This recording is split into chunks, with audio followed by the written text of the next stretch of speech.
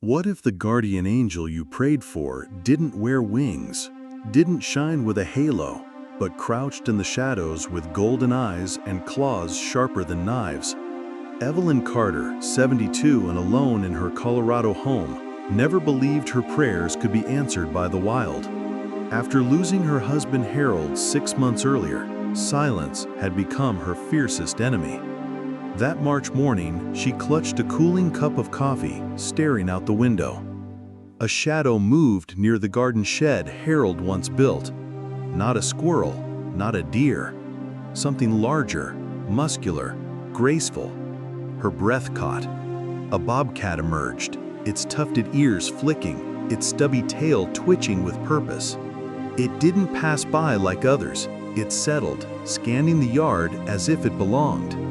Evelyn whispered, voice trembling, "Harold, I think someone, or something, just chose me." Evelyn's days had blurred since Harold's funeral. Empty rooms whispered memories, each creak of the floorboards reminding her of what she had lost. But that morning, something shifted. The bobcat prowled with deliberate grace, then paused near the deck. Evelyn froze, torn between fear and awe. She had lived in Colorado long enough to respect wildlife, but this was no fleeting encounter. Her hand hovered over her phone to call animal control, yet she stopped. Something in the cat's posture, its caution, its searching gaze, didn't speak of danger. It spoke of need. The animal's sides looked round, swollen with pregnancy. Evelyn's heart softened. She whispered through the glass, "You're not lost, are you? You're expecting." For the first time since Harold's passing, Evelyn felt a stirring of purpose. Watching that wild creature, she didn't feel like prey. She felt chosen. The bobcat lingered day after day, returning to the same spot near Evelyn's deck. She watched from behind her kitchen window, her late husband's old Nikon camera trembling in her hands. The animal began gathering grasses, dragging branches, pushing them beneath the wooden platform. Evelyn's heart thumped in realization. This wasn't a passing visit. The bobcat was building a den. Harold had built that deck for their 35th anniversary. Now, a new life was claiming it. "Well, Harold," Evelyn murmured, focusing the lens, "looks like we have tenants." She studied the creature's markings, the dark spots across her tawny coat, the elegant lines of her face. This was no brute. This was a mother-to-be. Evelyn named her quietly, reverently, Juno. Each click of the camera was more than photography. It was therapy. For the first time in months, Evelyn's mornings were no longer empty. Evelyn established a rhythm. Coffee in hand, Nikon ready, eyes fixed on Juno's den. The wildcat stretched in the pale sun, groomed her paws, disappeared at dusk to hunt, then returned with an air of triumph. Evelyn never saw the kills, only the pride in Juno's movements. There was no direct interaction, yet Evelyn felt tethered to her. She had volunteered at a local nature center years ago. She knew enough about boundaries. She never fed Juno, never left scraps outside. This was not ownership. It was observation, a privilege. And Juno somehow seemed to understand. Those golden eyes would occasionally flick toward the window, resting briefly on Evelyn's face. There was no hostility, no fear, only recognition. Evelyn whispered, "You're not my pet, you're my neighbor." In the silent mornings, the loneliness lifted, replaced by the heartbeat of something fiercely alive. Weeks passed, and Evelyn began to anticipate Juno's every movement. She knew the subtle flick of her ears before she stretched, the way her muscles rippled before disappearing into the night. Evelyn found herself speaking to Harold's memory while reviewing photos. "You'd love this," she murmured. "She's strong, she's fierce, she's here." Naming the bobcat Juno felt natural, powerful, protective, like the goddess of old. Evelyn even started journaling the animal's patterns, filling notebooks with notes and sketches. Yet beneath her fascination was something deeper. For the first time since Harold's passing, She felt seen, chosen. Her children called often, urging her to move into assisted living, but Evelyn resisted. "I have company," she told Rachel one evening. Rachel laughed it off, but Evelyn's heart knew better. Juno wasn't just surviving, she was teaching Evelyn how to survive too. Spring crept over Colorado, painting the hills green, but with it came danger. One night, Evelyn woke to a horrifying sound: snarls, hisses, the crash of something wooden splintering. She rushed to the window, pressing her trembling hands against the glass. Darkness cloaked the backyard. Only the guttural sounds of combat echoed through the night. For 3 endless minutes, Evelyn's heart pounded as she listened, her body frozen, her mind screaming Juno's name. Then silence. A silence so heavy it felt suffocating. She barely breathed until dawn. When morning light touched the deck, Evelyn saw her. Juno lay slumped at the entrance of her den, sides rising faintly. Blood stained the boards. Evelyn's throat tightened. Fear and love tangled inside her. This wild neighbor was no longer just a visitor. She was family. And Evelyn could not, would not, let her die. Evelyn's hand shook as she reached for her phone. She dialed 911, her voice trembling. There's a wounded bobcat in my yard. She's bleeding. Please."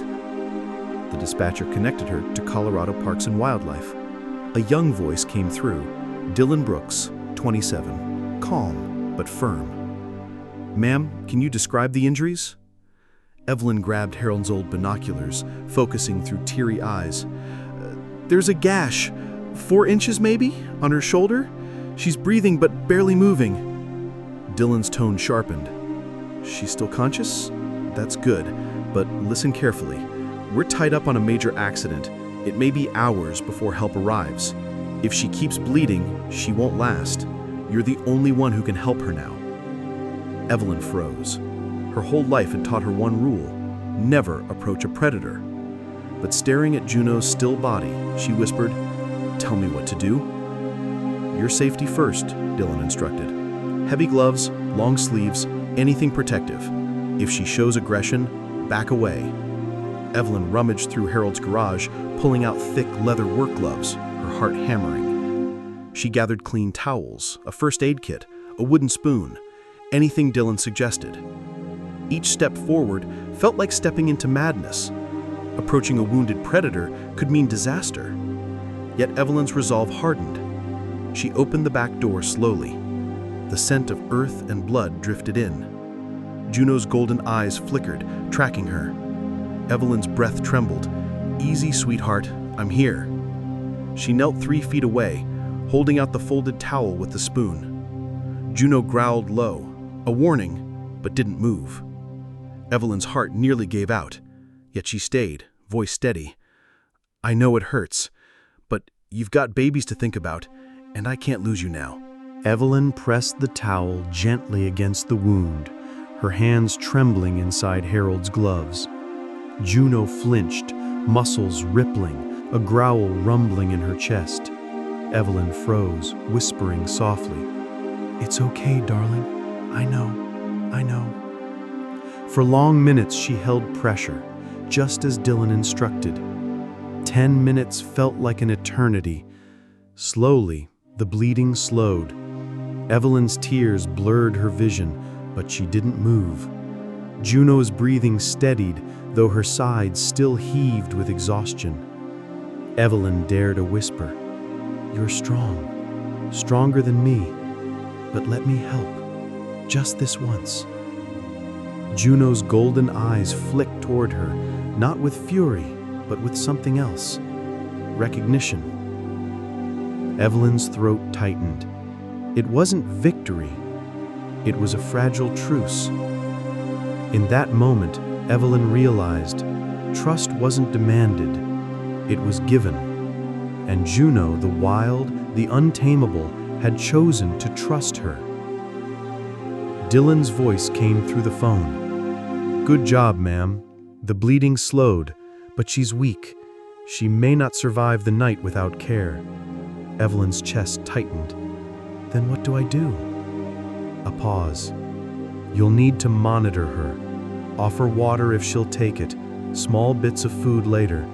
But it's risky. You must be careful. Evelyn fetched a shallow saucer of water, setting it within reach. Juno's tongue flicked weakly, lapping only drops before turning away. Evelyn's heart sank. She's fading, she whispered. Dylan's tone steadied her. Wild animals are tougher than they look. Give her time. That night, Evelyn didn't sleep. Every hour she checked the deck with a flashlight, whispering prayers into the dark. Each faint rise of Juno's chest became her lifeline. For the first time in her life, Evelyn realized her survival was bound to Juno's. The clock ticked louder than Evelyn remembered. Midnight came and went. She sat by the kitchen door, blanket wrapped around her shoulders, Harold's old flashlight balanced in her lap. Every 30 minutes, she opened the door just enough to peek. Juno lay motionless, her breathing shallow but steady. Evelyn whispered through the night, "Hold on, sweetheart. You're stronger than me, stronger than you know." Dylan checked in periodically, his calm voice guiding her. If she's still breathing, that's hope. Evelyn nodded, though he couldn't see. At 2 a.m., she saw Juno stir, shifting her paw as if testing the wound. Evelyn's heart leapt. That's it. Stay with me. The wildcat blinked once in her direction, a flicker of acknowledgement. Evelyn tightened the blanket, whispering to Harold's memory. She knows I'm here, and Harold, she knows I won't leave her. By 3 a.m., exhaustion gnawed at Evelyn's bones, but fear kept her sharp.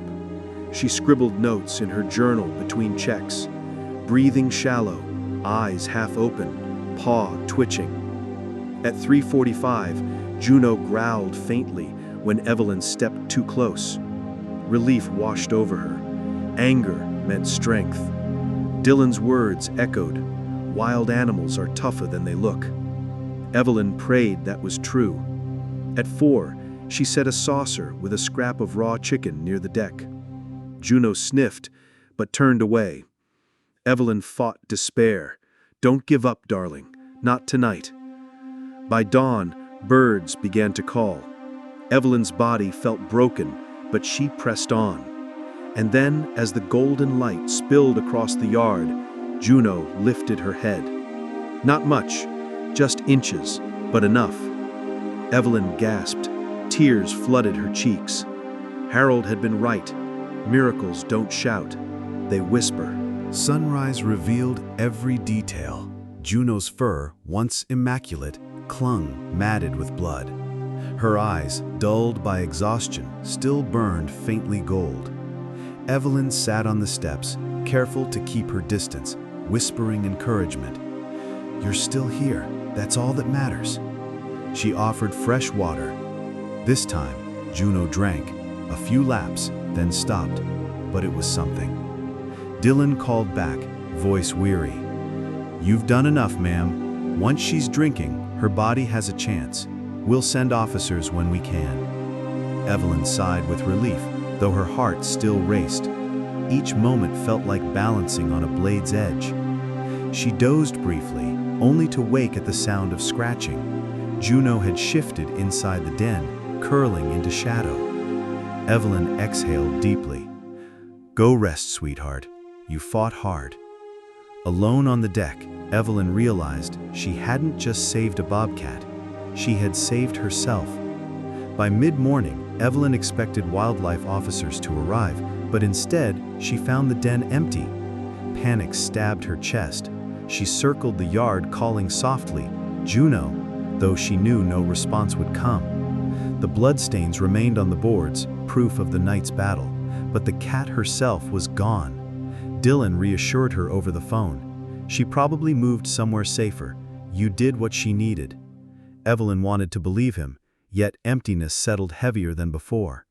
She gazed at Harold's deck, the place where life had returned to her home, and felt abandoned all over again. That night, Evelyn sat by the window, staring into the dark.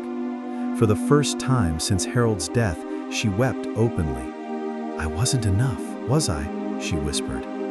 Outside, the silence deepened.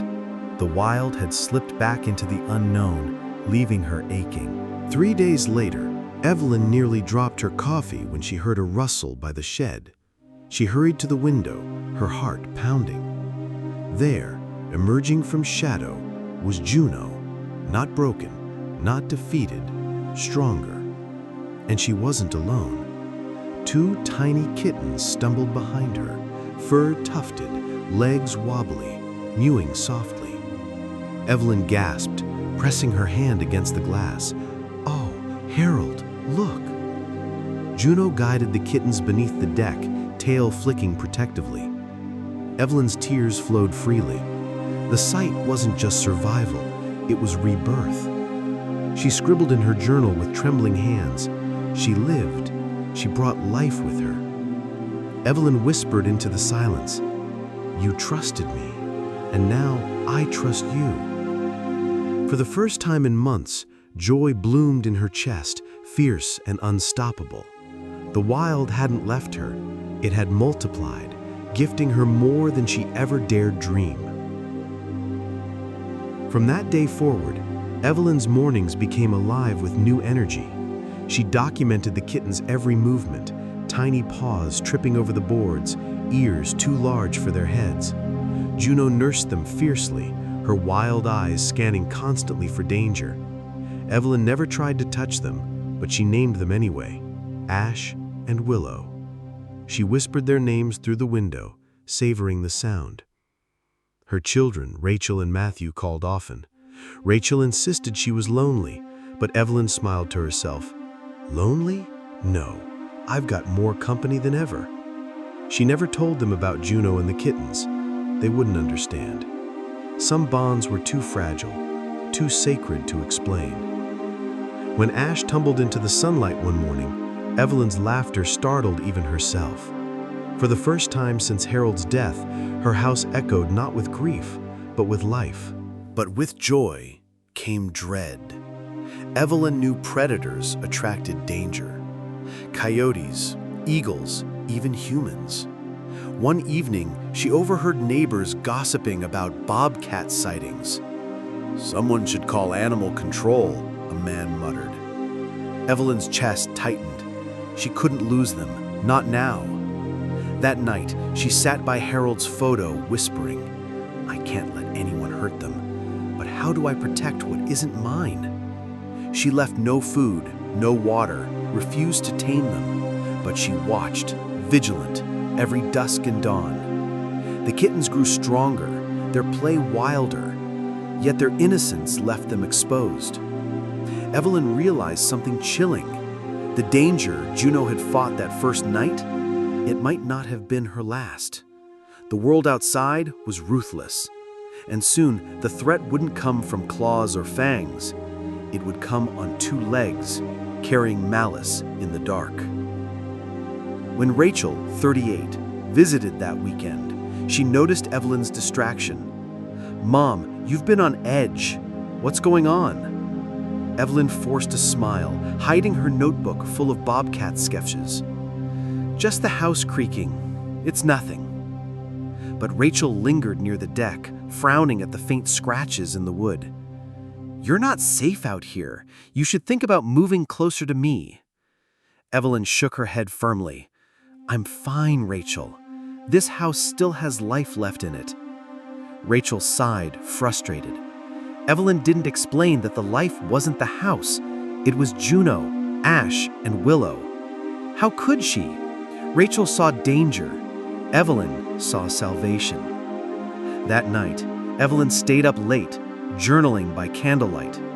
She scribbled fiercely, "They're my reason. No one will take them from me." In the darkness beyond the window, Juno's eyes gleamed, like she understood. One humid evening, Evelyn was jolted awake by a faint creak inside the house. Not the deck this time, inside. Her breath froze. Slowly, She reached for her phone, but before she could dial, a figure emerged from the hallway. A man, masked, holding zip ties. Her heart stopped. Randy Knox, 38, had chosen his target carefully, an old widow, alone, helpless. "Don't scream," his voice rasped. Evelyn's throat tightened, fear paralyzing her limbs.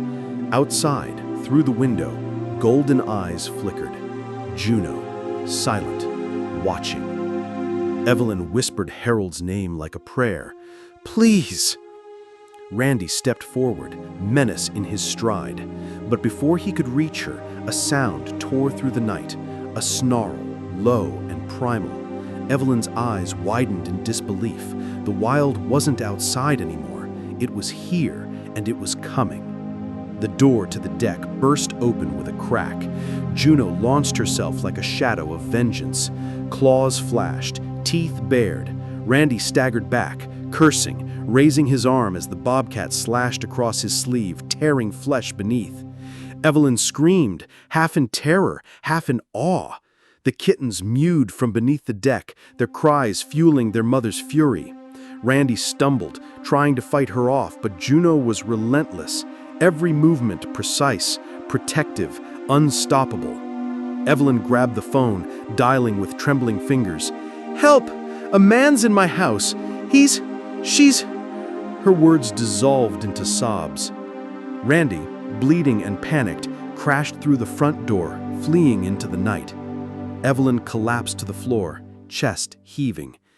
Outside, Juno stood at the threshold, golden eyes blazing, body trembling with adrenaline. She wasn't just wild anymore. She was Evelyn's savior.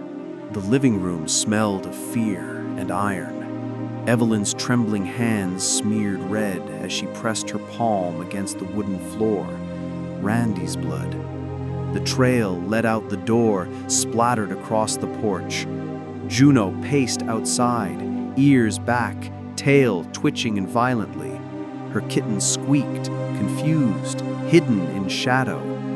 Evelyn's heart pounded.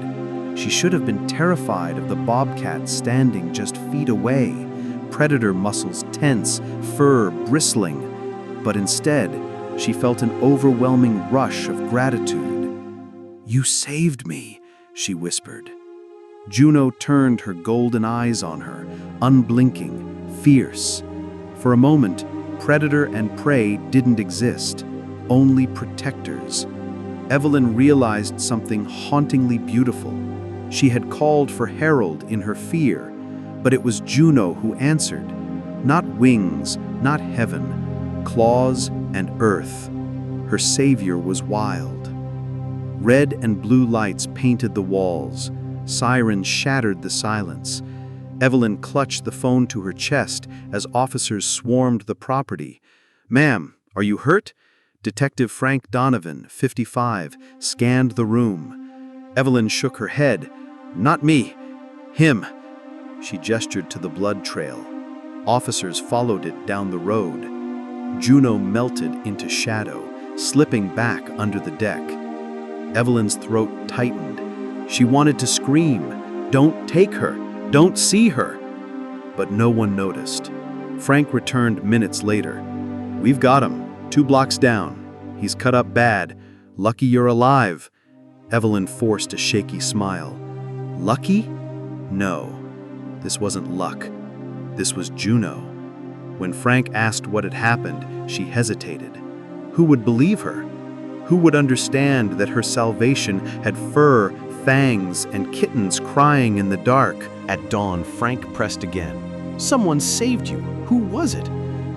Evelyn stared at Harold's old recliner, buying time.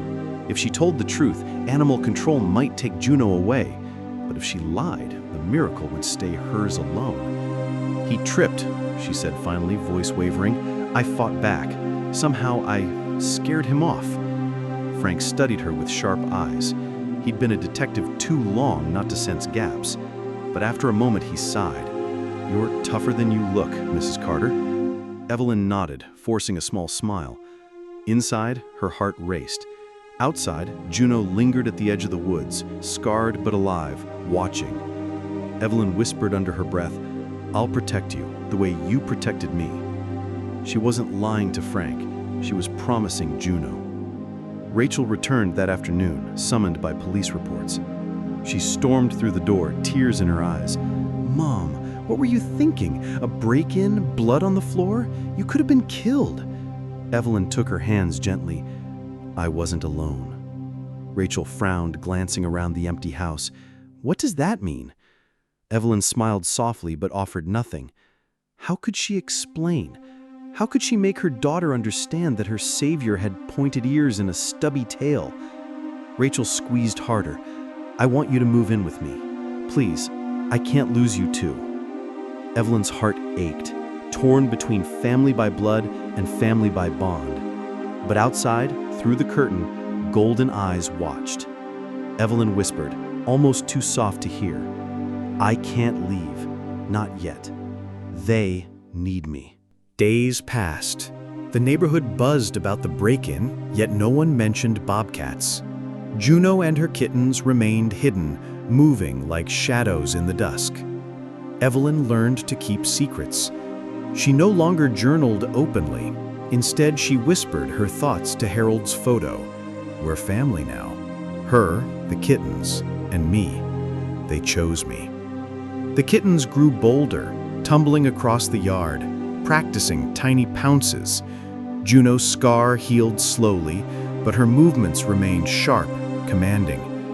Evelyn noticed how the cat lingered closer to the window at night, as if keeping watch. In her quiet heart, Evelyn understood. It wasn't a coincidence Juno had stayed. It wasn't survival alone. It was loyalty.